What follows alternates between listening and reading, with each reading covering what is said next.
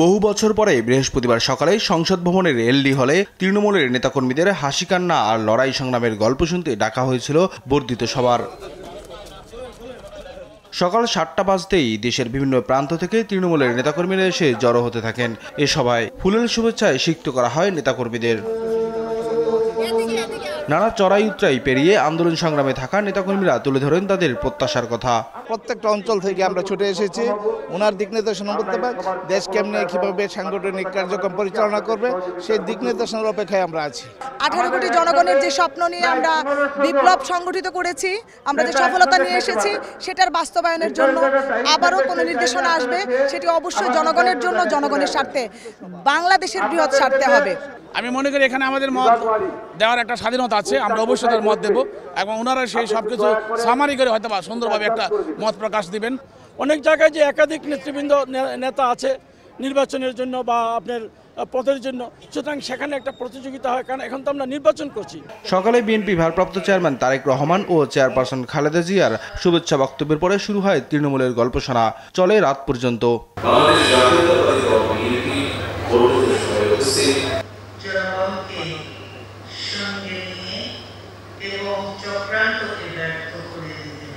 নেতাকর্মীদের নানা অভিযোগ আর চাওয়া পাওয়ার সমীকরণ মিলিয়ে আগামী নির্বাচনের জন্য প্রস্তুতির বার্তা পান নেতাকর্মীরা।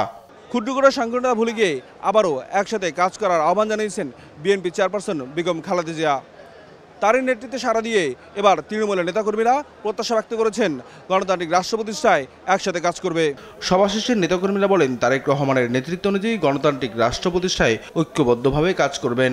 অগ্রগতির জন্য, দেশে শান্তি শৃঙ্খলা ফিরিয়ে আনার জন্য আমাদের ঐক্যবদ্ধ প্রচেষ্টার মাধ্যমে সকল ষড়যন্ত্রকে মোকাবেলা করতে হবে। আমাদের ভিতরে অনৈক্য রাখা যাবে না এবং কোনো রকম কোনো অন্যায় অনৈতিক কাজ করা যাবে না এবং জনগণের স্বার্থে কাজ করতে হবে। তৃণমূলের নেতা কর্মী, আমাদের যত জাতীয় নেতৃবৃন্দ সকলকে ঐক্যবদ্ধভাবে একসঙ্গে মিলেমিশে কাজ করতে বলেছে। জনগণের কাছে যাওয়ার জন্যে নেতা কর্মীদের যে বক্তব্য ছিল সেই দিক নির্দেশনা তিনি দিয়েছেন। আমরা আমাদের সাধারণ মানুষকে সাথে নিয়ে ইনশাল্লাহ আমরা একটি ঐক্যবদ্ধ বিএনপি বাংলাদেশকে একটি ভবিষ্যৎ সুন্দর সমৃদ্ধশালী দেশ গড়ার লক্ষ্য নিয়ে কাজ করবে ইনশাল্লাহ। Thank you. অন্যায় অত্যাচার, চাঁদাবাজি, সন্ত্রাসী কার্যকলাপ যদি তৃণমূলের কোনো নেতৃবৃন্দ করতে চায় তাকে প্রতিরোধ করার জন্য থানা সবাইকে একটা মেসেজ দিয়েছে।